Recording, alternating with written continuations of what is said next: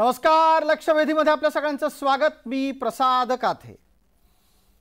प्रकाश आंबेडकर यांच्याकडून सातत्यानं मोदी विरोधकांच्या आघाडीमध्ये जाण्यासाठी प्रयत्न सुरू आहेत.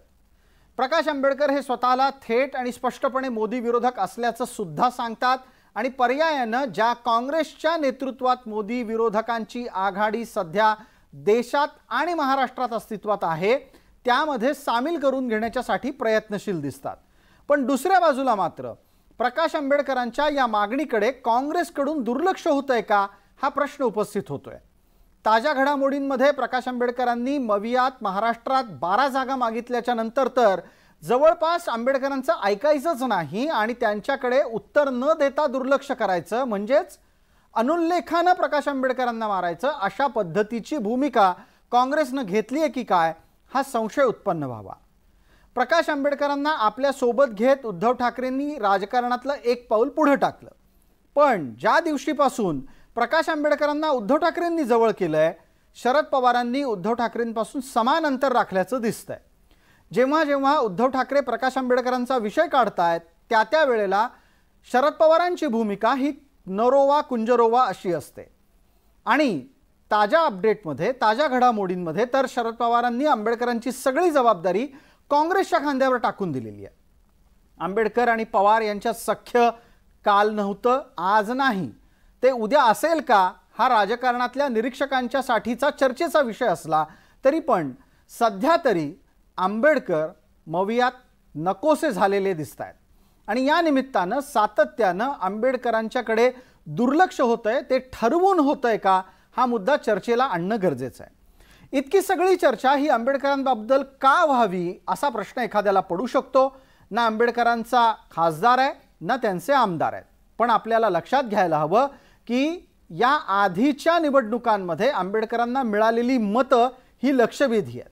आणि म्हणूनच लक्षवेधीत आपण प्रश्न उपस्थित करतोय की आंबेडकरांकडे ठरवून दुर्लक्ष होतंय का. या चर्चेला सुरुवात करण्यापूर्वी आपल्याकडे एक संजय राऊतांची प्रतिक्रिया आहे. संजय राऊत हे दररोज सकाळी 10च्या सुमारास पत्रकार परिषद घेण्याचा विश्वविक्रम प्रस्थापित करते झालेले आहेत. त्यांनी नव्या विश्वविक्रमी पत्रकार परिषदेमध्ये आंबेडकर आपल्या सोबत असल्याचा दावा केला. ऐकूयात संजय राऊत काय म्हणाले, त्यानंतर आपल्या सोबत असलेल्या चर्चेतल्या मान्यवरांची मी ओळख करून देईन. प्रकाश आंबेडकर आणि उद्धव ठाकरे यांचा संवाद आहे. प्रकाश आंबेडकर आणि माननीय शरद पवार यांचाही संवाद आहे. महाविकास आघाडीमध्ये त्यांना स्थान राहावं यासाठी आमच्या चर्चा सुरू आहेत. इंडिया आघाडी हा पुढला विषय आहे. आम्ही महाराष्ट्राचा विचार करतो आहोत. महाराष्ट्रामध्ये 48 पैकी किमान 40 जागा आम्ही जिंकाव्यात.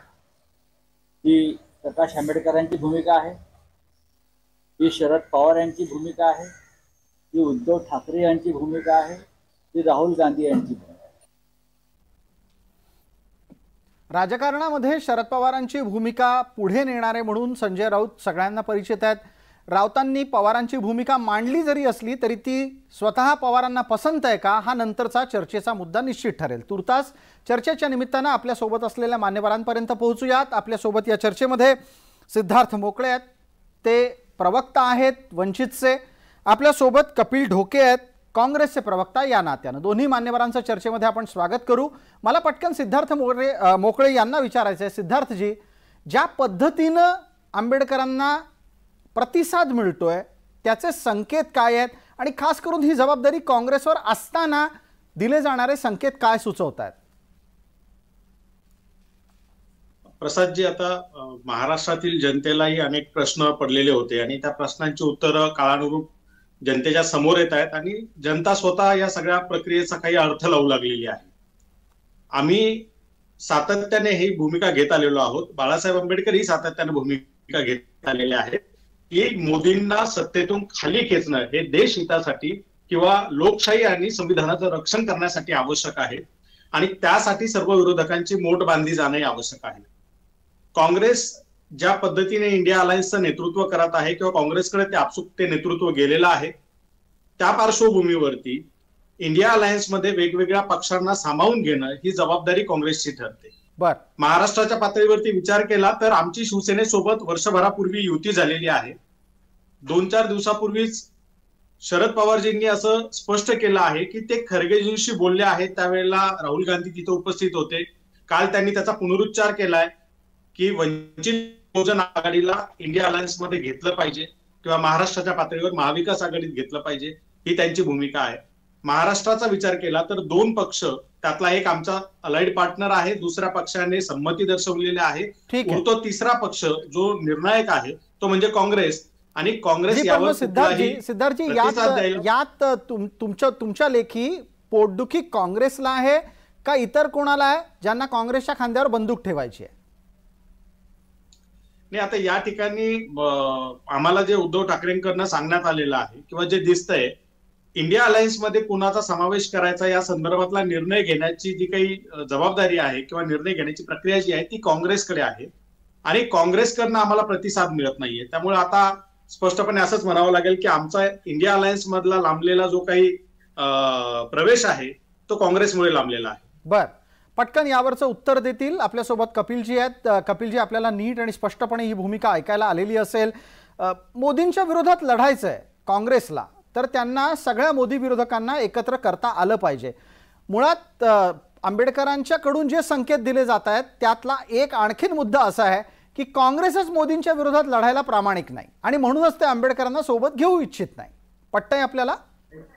प्रसादजी, आपण जे म्हणताय की आंबेडकरांच्या वतीनं जो दिला जातोय की काँग्रेसच प्रामाणिक नाही, हे मला काही पटण्यासारखं नाही. आणि मला वाटतं ते वंचितनं अजून कुठेही असं म्हटलेलं मला दिसत नाही. ते तुम्ही त्यांच्या तोंडी घालताय का हे सुद्धा आपल्याला आधी तपासावं लागेल.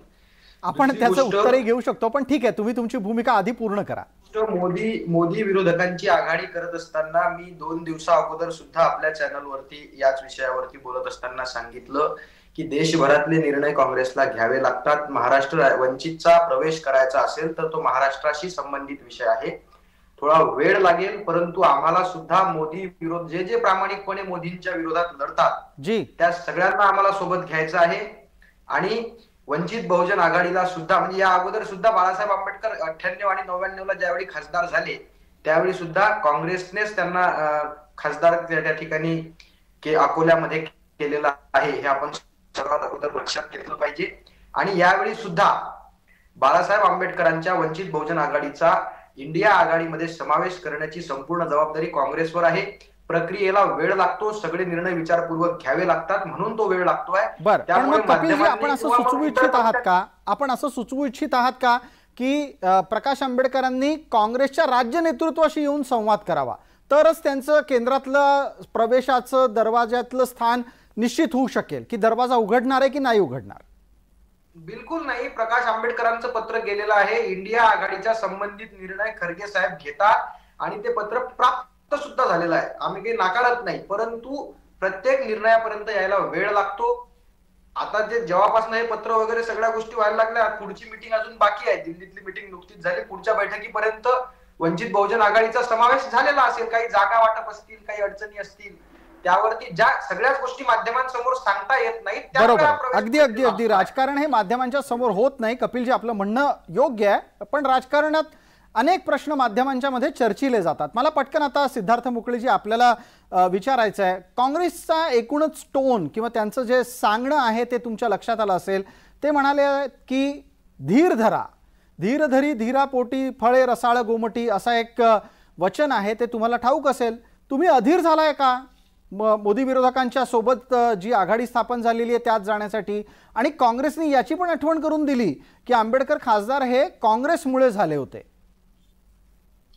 नाही, ठीक आहे, काँग्रेसचे जे प्रवक्ते आहेत त्यांना मी त्याच निवडणुकीची आठवण करून देऊ इच्छितो की ज्या निवडणुकीमध्ये ते म्हणतात की काँग्रेसच्या पाठिंब्यामुळे बाळासाहेब खासदार झाले होते, तर त्या निवडणुकीमध्ये काँग्रेसचे किती खासदार निवडून आले होते, तितके खासदार त्याच्या आधी किंवा त्याच्यानंतर काँग्रेसला निवडून आणता आले आहेत का, हेही त्यांनी जरा बघावं.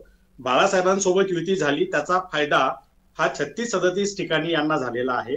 हे नाकारायचं किंवा हे सांगायचं नाही आणि बाळासाहेब निवडून आले हे सांगणं, तर हे जरासं मला वाटतं खूप इमॅच्युअर स्टेटमेंट होईल. बरं, पण आपण अधीर आहात का? आपण अधीर आहात आणि आपण धीर धरायला तयार नाही कपिल सिद्धार्थ मोकळे, या असं जे निरीक्षण येत आहे त्याच्यावरही बोलावं.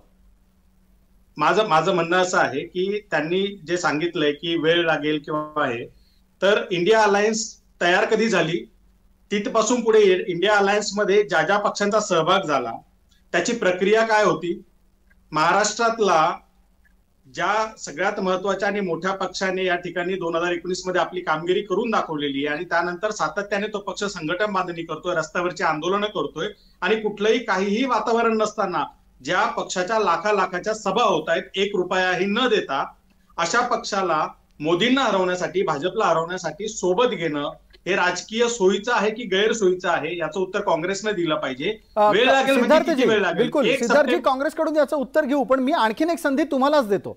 तुम्हीच सांगून टाका ना की काँग्रेसला हा वेळ का लागतोय, काय भीती आहे नक्की त्यांच्याकडे? वेळ लागेल म्हणजे किती वेळ लागेल याचं एकदा काँग्रेसने ठरवावं आणि सांगावं आम्हाला. बिलकुल सिद्धार्थजी, मी एक छोटा प्रश्न पण आपल्याला विचारला की काँग्रेसला वेळ का लागतोय याच्यावर तुमचं निरीक्षण आहे का? 30 सेकंदात मांडू शकाल? मला असं वाटतं की काँग्रेसला खरंच आम्हाला सोबत घ्यायचं आहे का याबद्दल आता मला प्रश्न पडलेला आहे. कारण काँग्रेसला जर खरंच वंचित बहुजन आघाडीला सोबत घ्यायचं असतं तर आतापर्यंत ती प्रक्रिया पार पडली असती. मात्र केवळ वेळ काढूपणा करायचा, घेऊ म्हणायचं आणि ऐन वेळेला नकार द्यायचा, अशी जर का काँग्रेसची स्ट्रॅटेजी तर नाहीये ना, असा प्रश्न या ठिकाणी पडतोय. कदाचित काँग्रेसला वंचित बहुजन आघाडीला या ठिकाणी उभाच राहू द्यायचं नाहीये आणि सोबत घ्यायचं नाहीये असा या ठिकाणी स्पष्ट संकेत मिळतोय का, असं मला या ठिकाणी वाटतंय. कपिलजी याचं उत्तर देतील. मला प्रामुख्यानं आमचे जे मोकळेजी आमच्या सोबत आहेत त्यांना सांगायचं आहे की आपल्याला जर खऱ्या अर्थानं मोदींना हरवायचं असेल तर सगळ्या गोष्टी सोपस्करपणे आणि अत्यंत शांततेत झाल्या पाहिजे असं मी प्रामुख्याने या ठिकाणी सांगेन. दुसरी गोष्ट, ते सातत्यानं आता ते जे काँग्रेसवर अविश्वास दाखवतायत तर आणि इतर पक्षांची त्यांनी तुलना केली की जे जे पक्ष आले त्यांना असाच वेळ लागला का, त्यांना असं झालंय का. परंतु मला एक समजत नाही, वंचित बहुजन आघाडीचा प्रवेश रखडतो यासाठी काँग्रेसवर इतक्या म्हणजे अताताईपणासारखी टीका होताना मला दिसते. त्यांना आम्हाला घ्यायचं नाही, त्यांना भाजपला हरवायचं नाही, अशा पद्धतीच्या ज्या काही टीका होतात त्या काही फार पटण्यासारख्या नाहीत. दुसरी गोष्ट, मी आधी सुद्धा अत्यंत प्रामाणिकपणे सांगितलेलं आहे की आम्हाला कधी झाली असते जर आम्ही आधीपासून बोललो असतो, 4 महिने झाल्यानंतरही प्रवेश होत नाही तेव्हा आम्ही बोलतोय आणि आम्ही अजूनही सकारात्मक आहोत हेही सांगतोय. मग आम्ही सुद्धा सकारात्मक आहोत, आम्ही कुठे नाही म्हटलेलं नाही, कुठे निमंत्रण नाकारलेलं नाही. मग घोडं आडले कुठे? मला एक सांगा, महाविकास आघाडीमध्ये जर का काँग्रेस, राष्ट्रवादी, शिवसेना हे 3 पक्ष असतील, तुमच्या संबंधीचा निर्णय होईल. काँग्रेस, राष्ट्रवादी आणि शिवसेना हे 3 पक्ष जर महाराष्ट्रातले प्रमुख घटक असतील, त्यातल्या 2 पक्षांचा जर का होकार असेल तर काँग्रेसचं घोडं आडलंय कुठे? काँग्रेसवर कुणाचा दबाव आहे का? काँग्रेसवर तुम्ही अडवलं आहे का? सोबत घेऊ नका असं तुम्ही डायरेक्ट करताय का काँग्रेसला? मला अजूनही प्रामुख्याने सांगायचं आहे की आम्ही तुम्हाला घेण्यासाठी सकारात्मक आहोत, परंतु तुम्ही जे काही काँग्रेसला सातत्यानं बदनाम करताय, नको त्या म्हणजे ज्या पूर्ण होऊ शकत नाही अशा पद्धतीच्या अटी टाकताय, ह्या सुद्धा आपण कुठेतरी समजल्या पाहिजेत ना. बहुजन आघाडीला जर आमच्या पूर्ण होणारच नाही अशा पद्धतीच्या अटी टाकून आपण काय अशी कुठली अट काँग्रेसला घातली जरा सांगाल का? चुकीचे आरोप करण्यापेक्षा मला जरा सांगाल का कुठली अट घातली आम्ही आतापर्यंत? 12 जागांचा फॉर्म्युला तुम्ही सोशल मीडियावर जाहीर करता. 12 जागांचा ऐका उत्तर द्या. ऐका ना, मोदीला हरवायचं आहे की ऐका, 12 जागांचा मुद्दा आहे का? आतापर्यंत आम्हाला सांगितलं जात होतं की तुमचा प्रस्ताव आला पाहिजे. तुमचे प्रदेश अध्यक्ष नाना पटोले म्हणत होते की वंचित करणं प्रस्ताव आला पाहिजे. प्रस्ताव आला पाहिजे म्हणजे काय झालं पाहिजे? आतापर्यंत तुम्ही ऐकणार आहात का माझं? तुम्हाला ऐकायचं आहे का? उत्तर ऐकायचं आहे की फक्त बोलायचं आहे? मग मला बोलू द्या, तुम्ही मदत कशाला बोलता? मला पूर्ण करू द्या ना. ठीक आहे सिद्धार्थजी, एक संधी देऊ आपण काँग्रेसला संधी दिली आहे.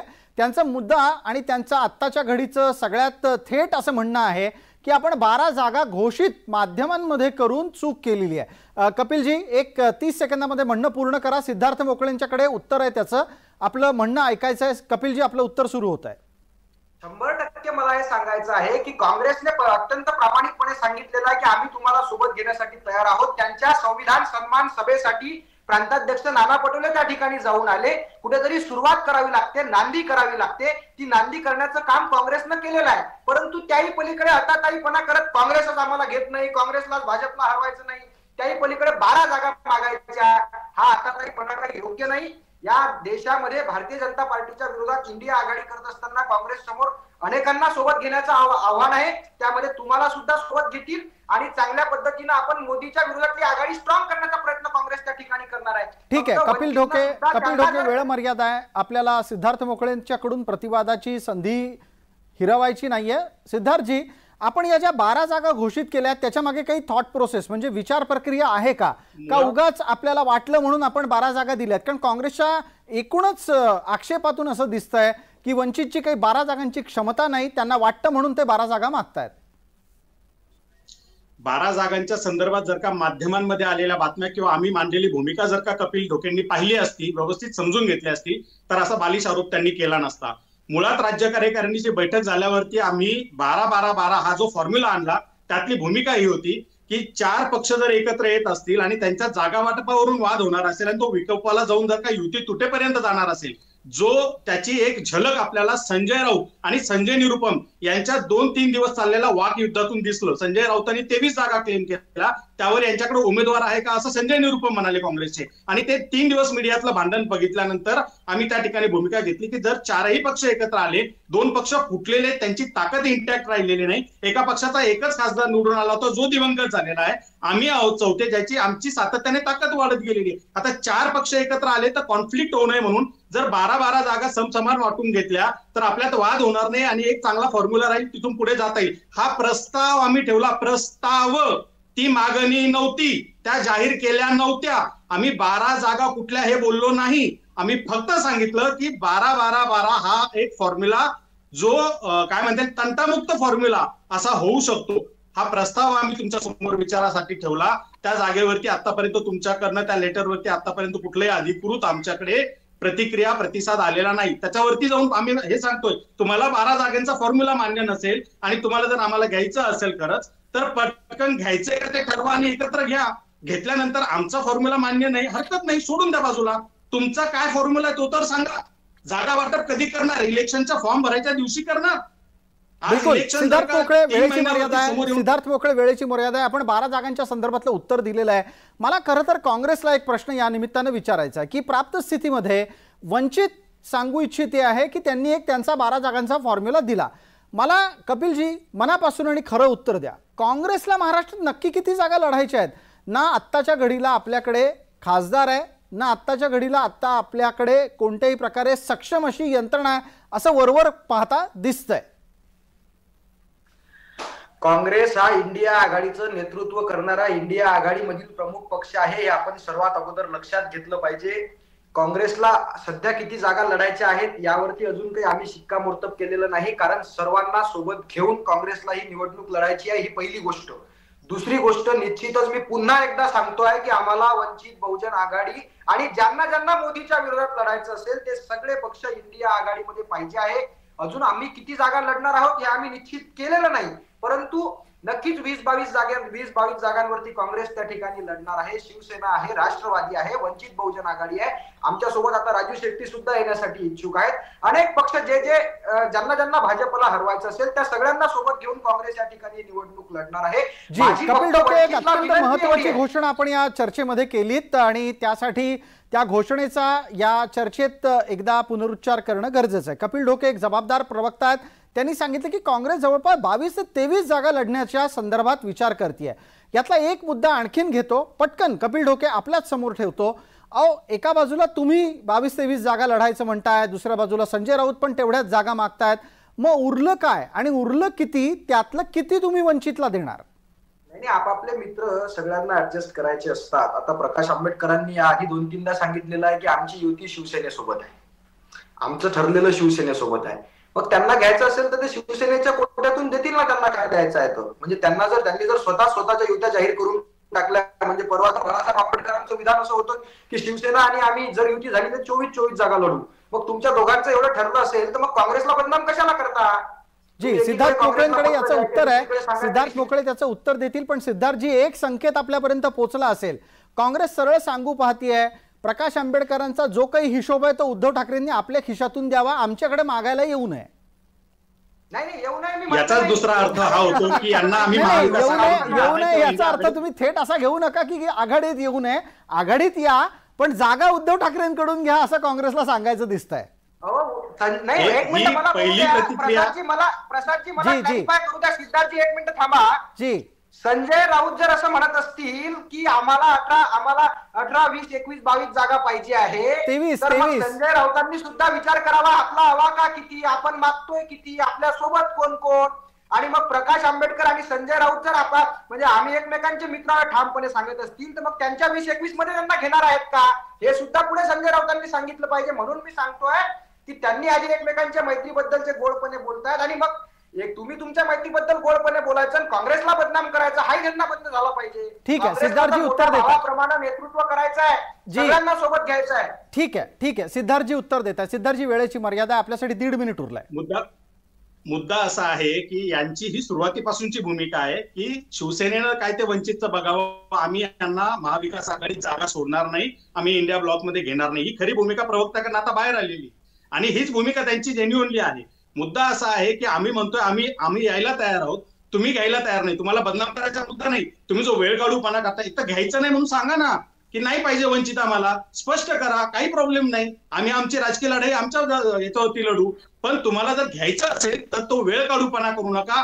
हा आमचा मुद्दा आहे. राहिला मुद्दा जागा वाटपाच्या संदर्भातला, तर शिवसेनेनं किती लढायचं आणि आम्ही किती लढायचं काय, या जरतरच्या गोष्टी आहेत. जर उद्या काँग्रेसने किंवा राष्ट्रवादीने शिवसेनेला सोडून दिलं आणि शिवसेना एकटे असेल आणि आम्ही त्यांच्या सोबत असू तर काय करायचंय, त्याच्यावरती केलेला तो विचार होता, त्याच्यावरती दिलेली ती प्रतिक्रिया होती. तो काय आमचा आत्ताचा ठरलेला प्लॅन नाहीये. आता जर का महाविकास आघाडीत येण्यासाठी आम्ही म्हणतोय, आम्ही सातत्याने सांगतोय, तर महाविकास आघाडी किंवा इंडिया ब्लॉकमध्ये आम्हाला घेण्यापासून काँग्रेसला रोखतोय कोण, याचा विचार आधी काँग्रेसने केला पाहिजे आणि त्याचं उत्तर जनतेला दिलं पाहिजे. बिलकुल. या चर्चेला वेळेची मर्यादा असल्यानं सिद्धार्थ मोकळे आपल्याला इथंच थांबवतो.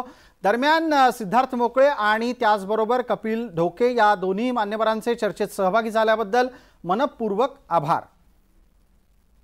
प्राप्त स्थितीमध्ये महाआघाडी किंवा मोदी विरोधी राष्ट्रीय आघाडीमध्ये जागा वाटपावरून जे काही भविष्यात होऊ घातलंय त्याची एक थोडीशी चुणूक या चर्चेत निश्चित दिसली. तुर्तास या चर्चेत इतकंच. सर्व प्रेक्षकांना जय महाराष्ट्र.